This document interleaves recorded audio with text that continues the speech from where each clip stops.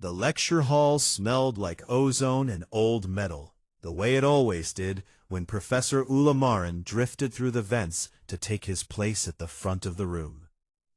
Kirvan clicked two of his forearms together in a nervous habit he had never been able to break, and leaned forward in his seat as the ancient Kethvari professor expanded into a shimmering cloud of pale green gas near the holographic display board. Today, the professor hummed in a chord of 3 notes that meant seriousness. We begin our study of the Accord Wars. A murmur passed through the students like a wave through still water, and Kirvan felt his antenna twitch with excitement, because the Accord Wars were the single most important event in galactic history, and every species in the room had ancestors who had fought or bled or died during those 11 terrible years. Thesson, who sat to Kirvan's left, shifted in her seat, and the bioluminescent patches on her translucent skin began to glow faintly with anticipation. Flickered a soft blue that meant she was interested and maybe a little anxious. Your assignment, the professor continued, his harmonic tones filling every corner of the room, is to select one species that participated in the conflict and produce a full analysis of their involvement, their strategies, and the consequences they faced. Simple enough, Kirvan thought, and he immediately pulled up the Galactic Archive on his personal terminal and began scrolling through the enormous list of species that had fought in the war. There were thousands of them, and each one had a detailed file filled with battle records and casualty reports and strategic analyses and diplomatic correspondence and everything a student could ever want for a research project. Kirvan scrolled past the Veltharin and the Dorvathi and the Quellian and dozens of others he recognized from his classes until his eyes caught on something strange. Species 4479, human, the file was almost empty. He tapped on it and expected the usual flood of data, but instead he got a single page with basic biological information and nothing else. And where there should have been thousands of documents, there was only a black bar and a classification marker he had never seen before. Omega Black. He read the only note attached to the file 3 times to make sure he was not imagining it. Species 4479.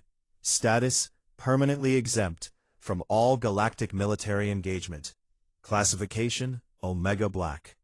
Permanently exempt, he thought, and the words felt wrong in his mind, the way a broken bone feels wrong under the skin. He nudged Thesson with one of his lower arms and pointed at the screen and watched as her skin shifted from blue to a pale violet that meant confusion. "What is Omega Black?" she whispered. "I have no idea," Kirvan said.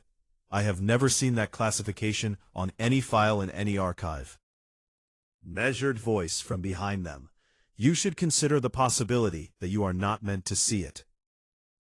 They both turned to find Meru 5 standing there, his silicon body catching the light in sharp geometric patterns, his expression as unreadable as a stone wall.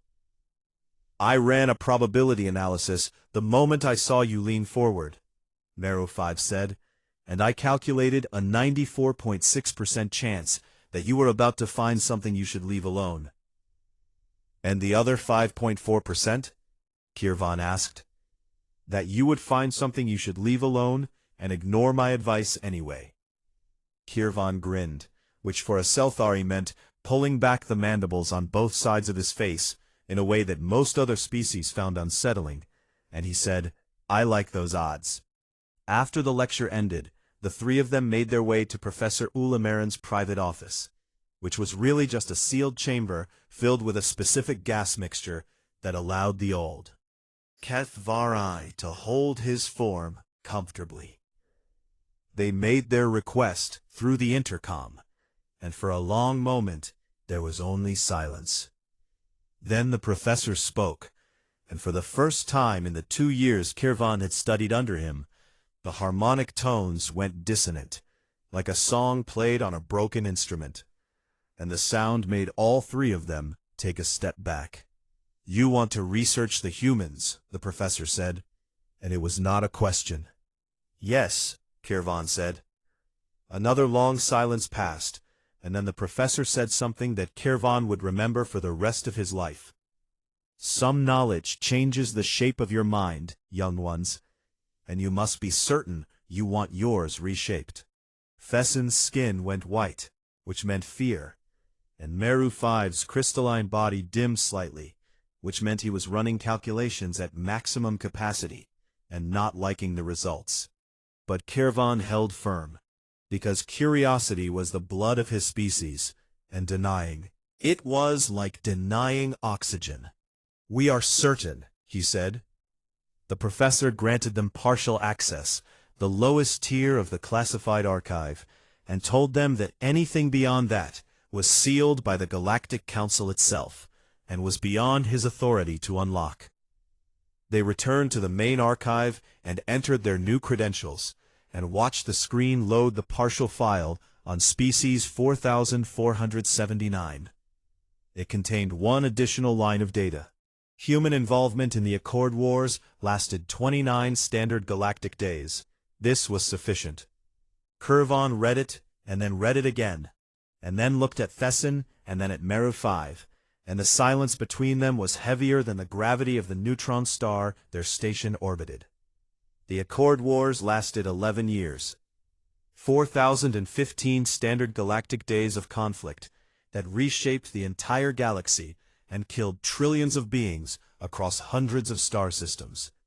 And the humans have participated for 29 of those days. 29 days, and then they were banned forever.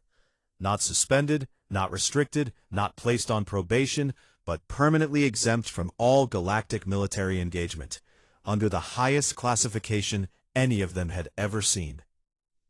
Fessen's skin cycled through colors so fast, she looked like a living prism, and she whispered, "What could they possibly have done in 29 days?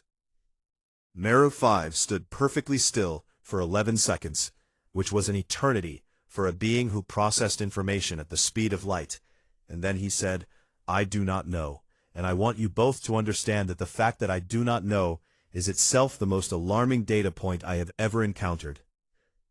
Kirvan stared at the screen and felt something he had never felt before in his academic career, something that was not quite fear and not quite excitement, but lived in the dark space between the two. He was going to find out what happened during those 29 days. No matter what it cost him. The archive room was cold and quiet, and lit only by the pale glow of 3 terminals that Kirvan, Fessen, and Meru 5 had been staring at for the better part of 6 hours. The partial access the professor had granted them did not give much, but it gave enough to start pulling threads. And what those threads were attached to made Kirvan's chitin itch in a way that meant his body was preparing for danger, even though his mind told him he was sitting safely in a university. The first useful documents they found were not human records at all, because those were sealed behind layers of classification that would take a Galactic Council order to open. Instead, they found the records of other species, observers and enemies and bystanders who had been present during those 29 days, and whose reports had been filed under their own species archives at a lower clearance level. The Draketh hegemony records were the most complete, and Kirvan read them out loud to Meru 5 and Fessen. The other two, while Fessen took notes and Meru 5 cross-referenced every claim against known galactic military data. Day 1 through 3 told a simple story. The Draketh hegemony, one of the largest and most aggressive powers in the Accord Wars, had been expanding rapidly and consuming smaller civilizations for resources and labor.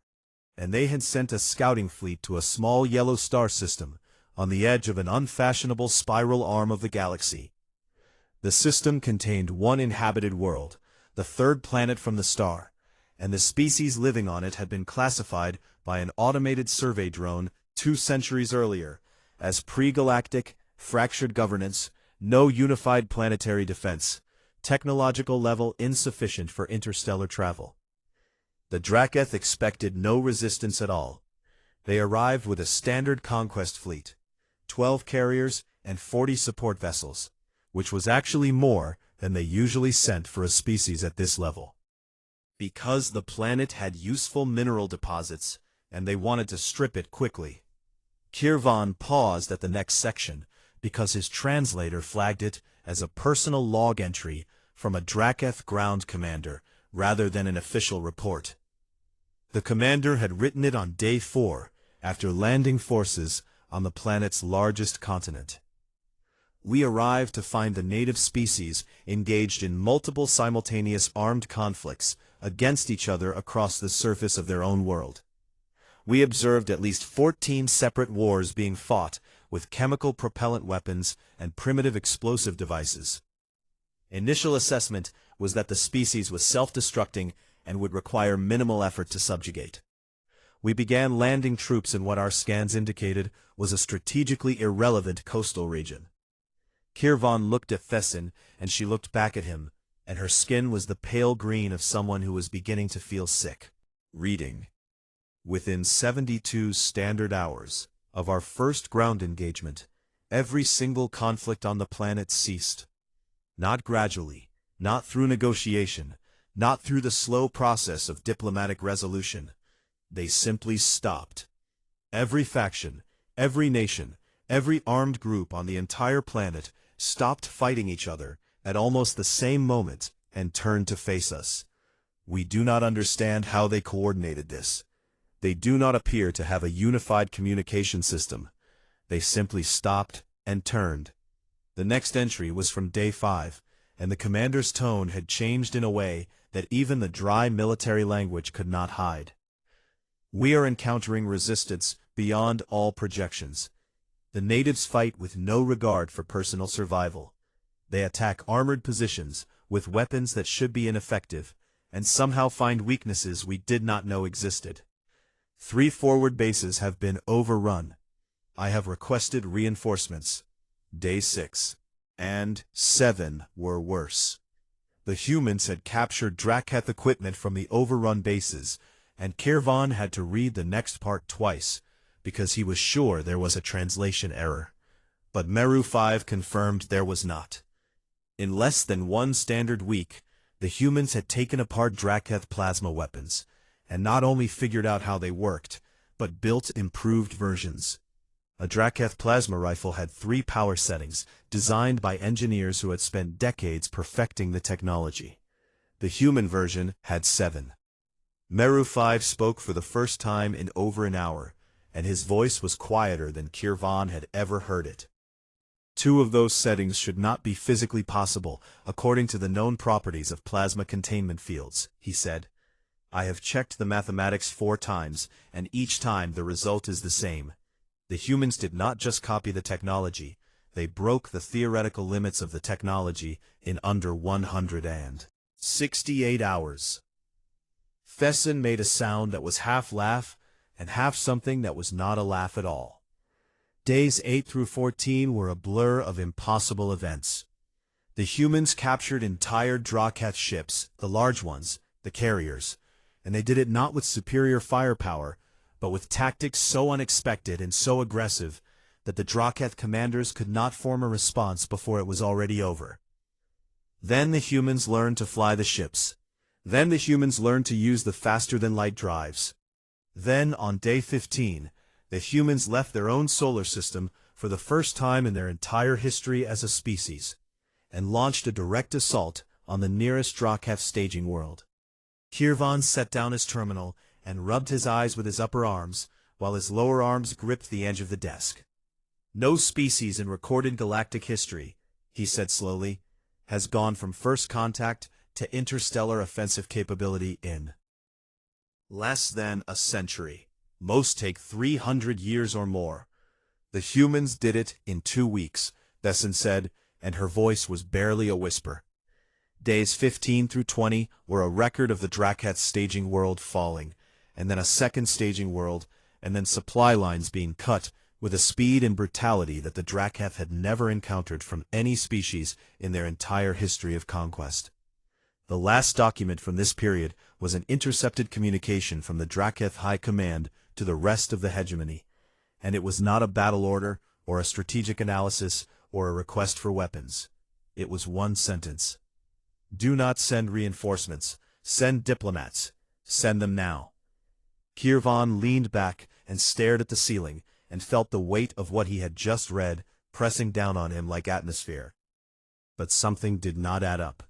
The timeline says 29 days, he said. We have only reached day 20. More days. Thesson checked the records and confirmed that the casualty figures for the final 9 days were filed separately under a higher classification tier that their current access could not reach. What they could see was the total Drakath casualty number across all 29 days. And when Thesson read it out loud, her voice broke on the last syllable. The number sat on the screen, glowing softly in the dark room, and it was so large that it looked like a mistake. Is that a data corruption error? Thesson asked. Meru 5 ran a verification algorithm, and the answer came back clean and confirmed, and he said, no, that number is accurate. Kirvan stood up and walked to the viewport and looked out at the neutron stars spinning in the darkness. And he thought about a species that had been fighting itself on its own planet just 1 month before those numbers were recorded. What happened in the last 9 days, he wondered, and for the first time since he had started this research, he was not sure he wanted to find out. The forbidden stacks were not supposed to exist. Every student at the Grand University of Veltharis knew this, because every professor denied their existence at least once per semester, usually with the kind of careful phrasing that made it obvious they were lying. The stacks were a physical archive buried deep in the lower levels of the station, kept off every digital network, and accessible only through a series of doors that required biometric authorization from species that had been dead for centuries. Kirvan had spent 3 days figuring out how to bypass those doors, and he was not proud of the methods he had used. But he was past the point of caring about academic regulations. Thesson walked beside him through the narrow corridor, her translucent skin casting faint light on the walls. And she had not spoken since they entered the lower levels, because the silence down here was the kind that demanded respect. Meru 5 had refused to come. I will monitor your vital signs remotely, he had said, and if your heart rates exceed dangerous thresholds, I will alert emergency services, and also I will be extremely annoyed that you made me do so. The corridor ended at a room that was smaller than Kirvan had expected, lined with sealed cases made of a dark metal that did not reflect light, and the air tasted old and heavy with the chemical preservatives used to keep physical documents from decaying. They searched for nearly an hour before Thesson found it, a case in the far corner, smaller than the others, marked with a symbol that Kirvan recognized immediately, the circle and the black bar of Omega Black. His 4 hands trembled as he opened it. Inside was a single device, a holographic recorder of a design so old it predated the current galactic standard by at least 800 years, and attached to it was a label written in formal Veltharan script. Testimony of Ambassador Corvel, Veltharan, Diplomatic Observer, recorded in the aftermath of the human engagement. For archival preservation only, viewing not recommended. Kirvan activated the device. A figure appeared in the air above the case, a tall Veltharan male with the deep blue ceremonial robes of a senior diplomat. And even in a recording made over 1,000 years ago, Kirvan could see that his hands were shaking. The ambassador began to speak, and his voice was the voice of someone who had not slept in a very long time. I am recording this testimony because I was there, and because I believe someone must know what happened during the final 9 days of human involvement in the Accord Wars, and because I fear that if this knowledge is lost, the galaxy will forget why it should be afraid. Kirvan sat down on the cold floor, and Thesson sat beside him, and they listened. On day 20, the Drakath High Command sued for peace. They were willing to accept any terms, and they made this clear through every diplomatic channel available. The humans had won, and by every rule of galactic engagement, the conflict should have ended there. The ambassador paused, and Kervan could see him gathering himself, the way a person gathers the courage to walk into a dark room. But a rogue fleet within the Draketh military, a faction that refused to accept surrender to what they called a primitive species, broke away from the chain of command and launched a retaliatory strike. They did not target military installations. They did not target infrastructure or resources or strategic positions. His voice dropped. They targeted population centers on the human homeworld, cities filled with civilians, places where the humans kept their children and their sick and their elderly. The strike lasted less than 1 hour, and when it was over, approximately 2.3 million human beings were dead. Thesson made a sound beside Kervan that he had never heard her make before, a low vibration that came from somewhere deep in her chest, and her skin went completely dark. The ambassador continued. I was aboard an observation vessel at the edge of the human system when the strike occurred. We monitored all communication channels as part of our diplomatic mandate, and I can tell you that what happened next is the reason I have not slept properly since. Every channel went silent. Not one by one, not gradually. All at once, every transmission from the human homeworld stopped. No distress calls, no cries for help, no rage, no threats, nothing. Total silence across every frequency. For 6 hours the humans said nothing. We believed they had been psychologically shattered.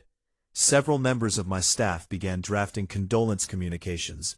One of my aides said, and I remember his exact words, "The poor creatures, they have broken." The ambassador laughed, and it was the worst laugh Kervan had ever heard, because there was no humor in it at all. They had not broken. When the silence ended, the humans did not scream or rage or send furious ultimatums.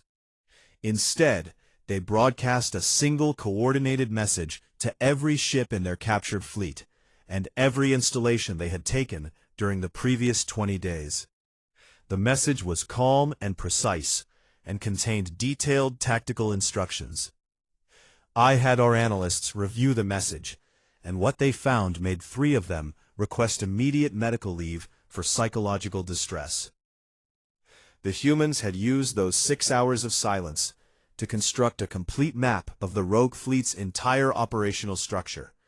Every ship, every supply line, every fuel depot, every communication relay, every manufacturing facility, every command post, every officer, every crew member, all of it cataloged and prioritized and assigned to specific human strike teams with specific timetables and specific methods. Attack in anger. They attacked in order. Over the next 8 days, I watched from the observation vessel as the humans executed their plan with a precision that I lack the words to adequately describe. They did not simply destroy the rogue fleet. They dismantled it. They followed every connection, every thread, every link in the chain, and they severed each one individually.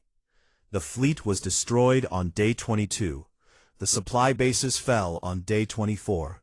The manufacturing centers were reduced to dust by day 26. The communication network ceased to exist on day 27. By day 29, there was nothing left. Not a ship, not a station, not a relay beacon, not a single functioning piece of technology connected to the rogue faction. They did not just end the faction's ability to fight. They ended its ability to exist.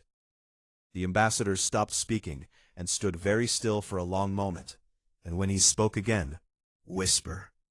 I am a Veltheran. My species does not possess tear ducts. We are physically incapable of producing liquid from our eyes in response to emotion. And yet I stood on the bridge of that observation vessel on day 29, and I felt something run down my face, and when I touched it, my fingers were wet.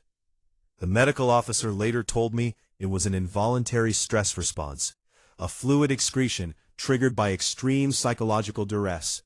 My body invented a way to cry because my mind could not process what I had witnessed through any existing mechanism. They did not wage war. They performed surgery.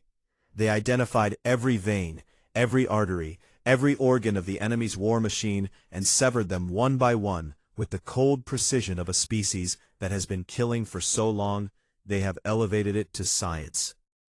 The recording flickered, and the ambassador looked directly into the recorder, directly into Kirvan's eyes across 1,200 years of. May the galaxy never give them a reason to do it again.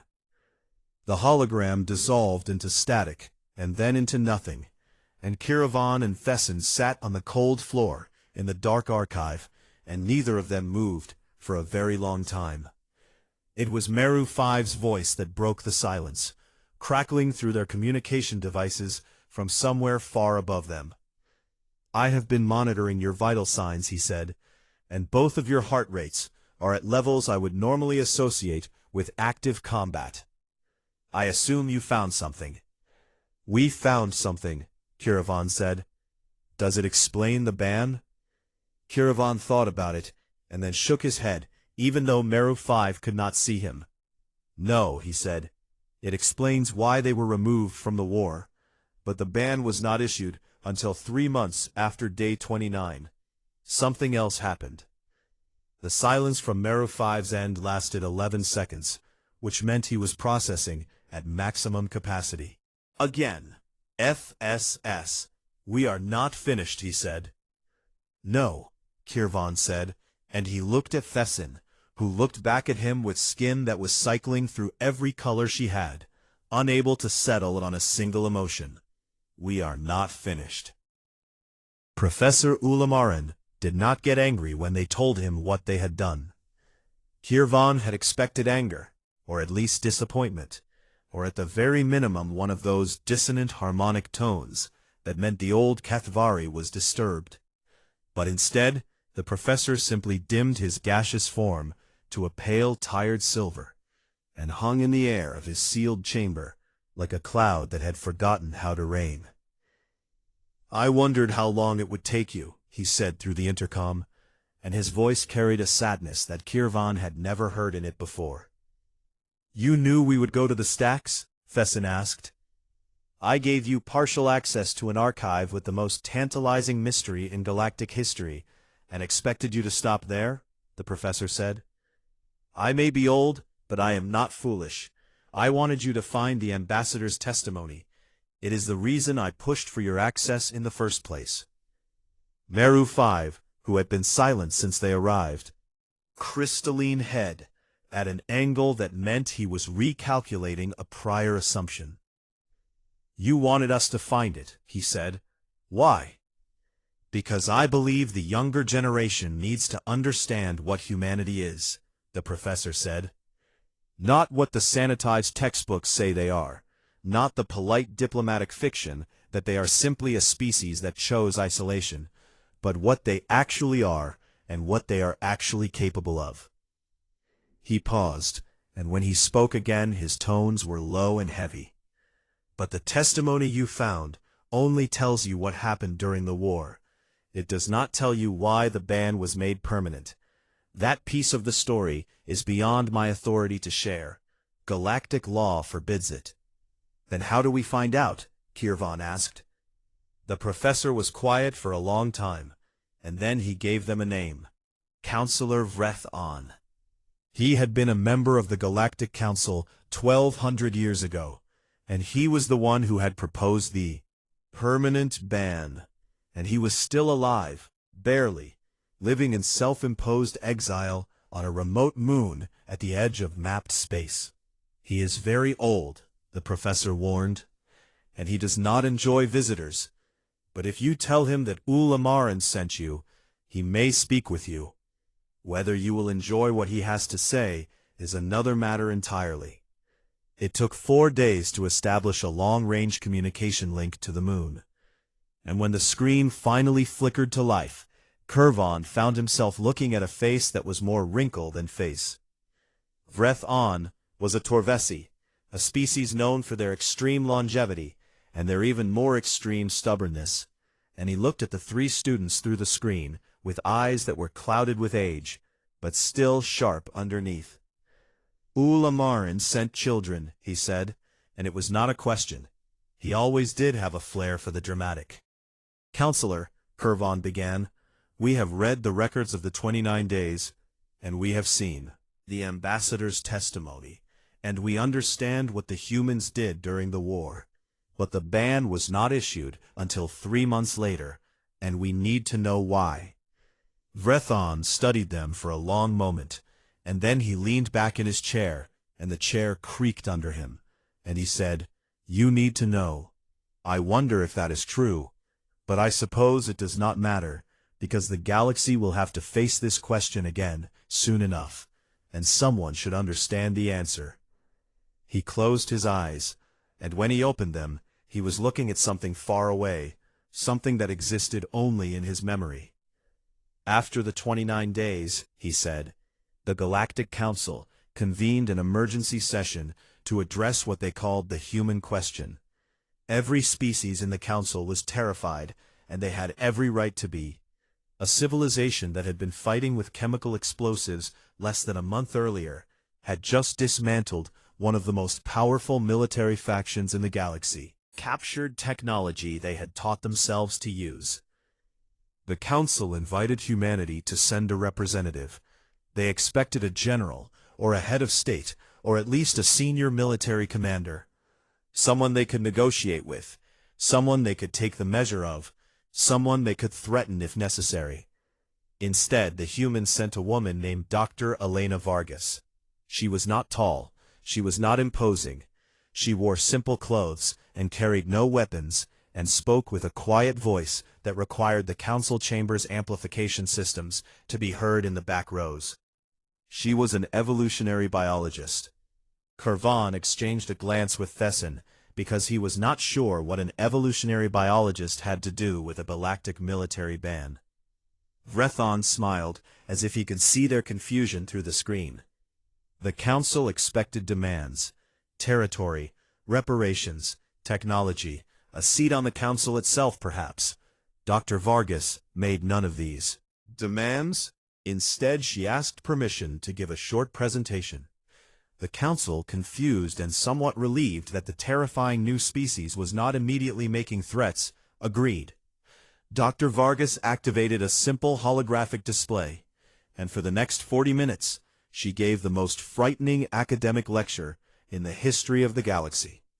She explained human biology, not their weapons, not their tactics, not their ships, their bodies. She showed us that humans evolved on a world that was actively trying to kill them at all times.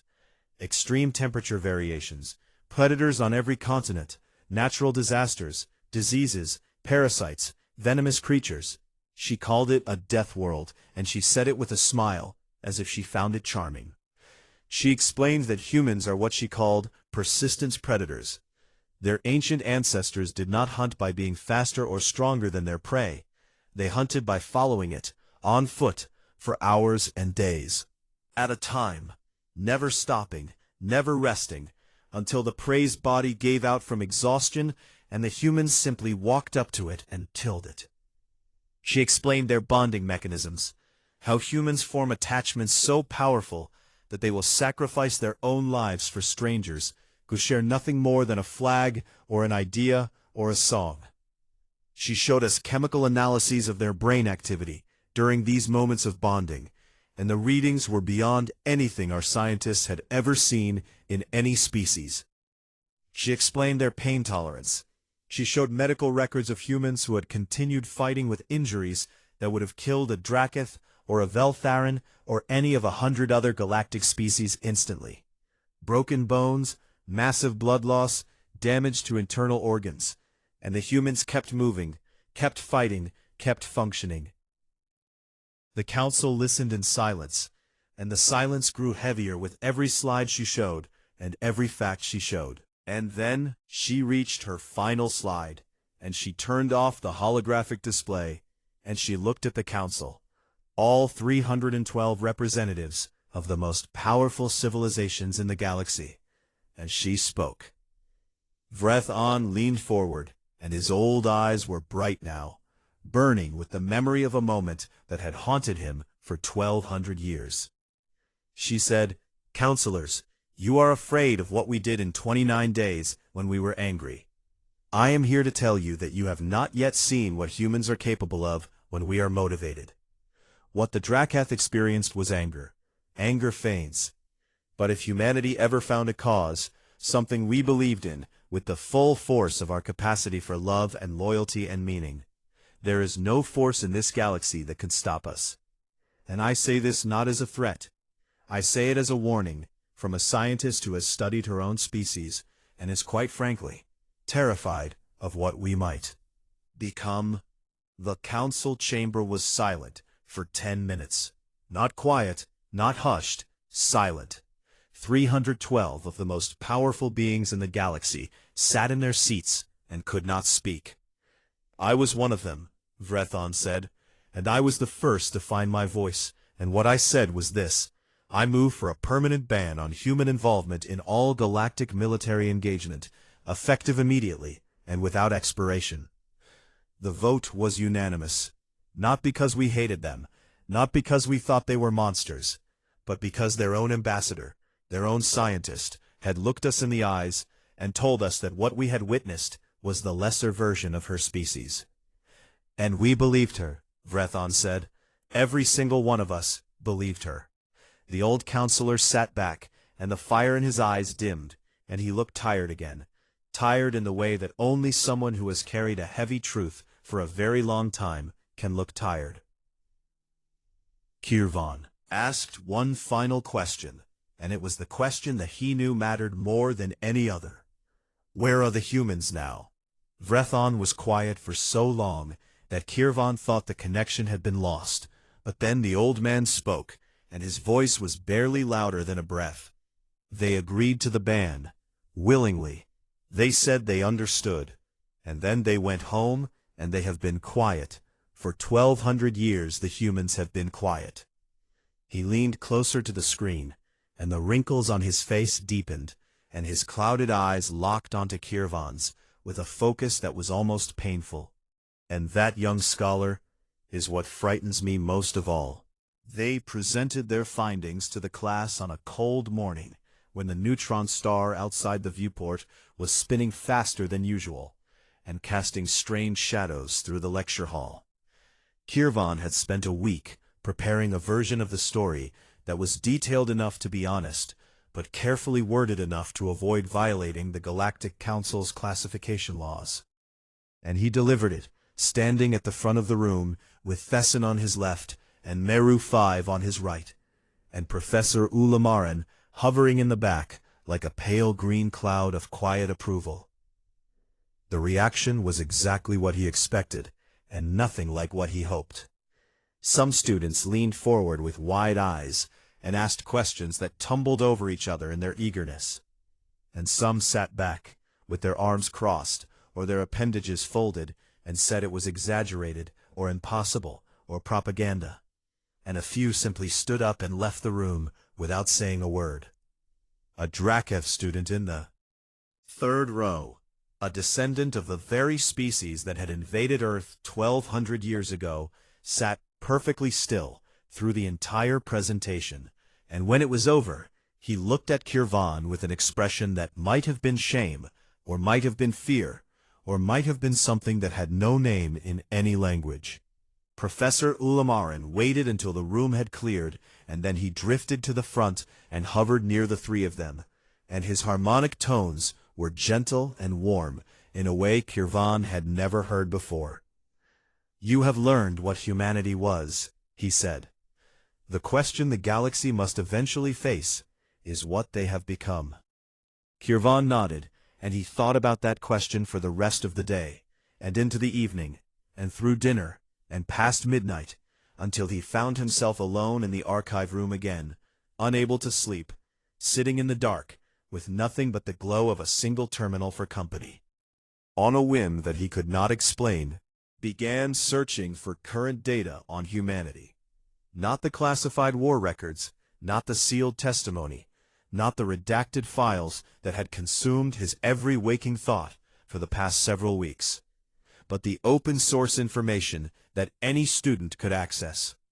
The kind of data that no one had ever thought to look at, because the classified material was so much more dramatic.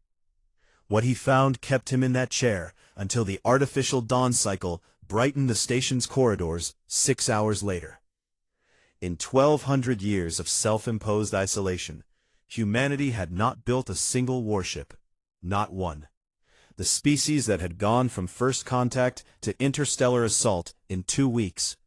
The species that had dismantled a galactic military faction in 9 days. The species whose own ambassador had warned the galaxy about the terrifying potential locked inside human hearts. That species had spent the last 12 centuries building something else entirely. Hospitals. Not just on Earth, but along the borders of their space, massive medical stations equipped with technology that was decades ahead of anything the Galactic Medical Consortium had developed. And the doors of those hospitals were open to any species that needed help, and the humans asked for nothing in return. Kirvan scrolled further and found research papers and academic journals and scientific publications, and what he read made his antenna go rigid with surprise. The humans had cured diseases that the rest of the galaxy had given up on centuries ago. Veltherin crystallization syndrome, Dorvathy membrane decay, Quellian silicon erosion, conditions that the best galactic doctors had declared untreatable, and the humans had solved them, quietly, without fanfare, and had published the cures openly, for anyone to use. They had developed clean energy systems so efficient that they bordered on theoretical impossibility, with every neighboring species that asked. They had built universities along their borders, not for humans, but for anyone who wanted to learn. And the enrollment records showed students from over 400 species attending human institutions to study medicine and engineering and mathematics and art. Art. Kirvan paused on that word because it was the last thing he had expected to find. The humans made art. They made music that was so beautiful it had been adopted by species who had never heard a human voice and did not even know where the songs came from. Melodies that had drifted across the galactic border like seeds on a wind and taken root in cultures that had no idea they were growing human flowers. They wrote stories and painted images and sculpted forms and created things that had no military value and no strategic purpose and no function whatsoever except to make the universe a little less empty.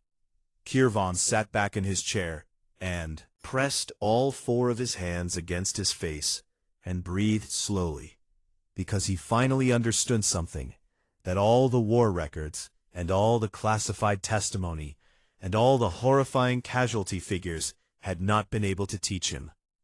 The humans were not banned because they were monsters. They were banned because they were a species capable of being everything. The most violent civilization the galaxy had ever seen, and the most compassionate civilization the galaxy had ever seen, lived inside the same species, built from the same DNA, driven by the same hearts, that could pump blood in fury or in love with equal force. The galaxy had not banned humanity because of what they did in 29 days. The galaxy had banned humanity because no one, not even the humans themselves, could guarantee which version of their species would emerge if they were ever allowed back into the galactic arena. And that was the most terrifying and the most beautiful thing Kirvan had ever learned about anyone. He was still sitting in the archive room, staring at the viewport and thinking thoughts that felt too large for his mind, when every screen on the station lit up at once. Not just in the archive, in every lecture hall, every dormitory, every corridor, every laboratory, every dining area on the entire Grand University of Veltharis. A notification pulsed across the Galactic Communications Network with a priority flag that Kirvan had only ever seen in textbooks. The flag used for first contact events. He read the notification, and his 4 hands went cold. A ship had appeared at the edge of human-controlled space. A single small vessel, unarmed, broadcasting a message on all frequencies. The first official communication from Earth in over 1,200 years. Students poured into the corridors and crowded around the nearest screens, and the entire station went quiet, the way a forest goes quiet when a predator is near. Because anyone moved or spoke, but because every single being on the station held their breath at exactly the same time. The message was simple and short, and Kirvan read it 3 times, because each time it hit different. This is Earth. We have been watching, we have been waiting, we have been growing. We believe it is time to talk. We come with open hands, but know that we remember everything. The station remained silent for a long time, and Kirvan could feel the weight of 1,000 different emotions pressing in from every direction. Fear, and hope, and awe, and dread, and curiosity, and wonder all tangled together into something that had no name. Fessin appeared beside him, and her skin was shifting through every color she possessed, unable to settle, and she put one hand on his arm and said nothing, because there was nothing to say. Meru 5 appeared on his other side, and for the first time in the entire time Kirvan had known him, the Quellian's crystalline body was not dim with calculation or bright with analysis, but simply still, simply present, simply there. Kirvan looked past them both, past the students and the professors and the screens and the walls of the station, out through the viewport and into the vast black expanse of space, where somewhere far away a small and unremarkable yellow star was burning the way it had burned for billions of years, steady and patient and warm. That was their sun, he thought, the sun of a species that had learned to destroy with the precision of a surgeon and to heal with the gentleness of a parent, and to create beauty from nothing and to turn silence into strength. And now, after 1,200 years, they were coming back. Kirvan looked out at the stars and whispered to no one and to everyone, "They are ready. The question is whether we are." The stars did not answer, but then again they never do, and perhaps that is the point. Between the stars is just the universe holding its breath, waiting to see what happens next. The same way the galaxy was holding its breath now. The same way Kirvan was holding his, standing at the edge of something enormous and unknowable and terrifying and wonderful all at once. And somewhere out there, moving slowly and deliberately through the dark, with open hands and long memories, the humans were coming home.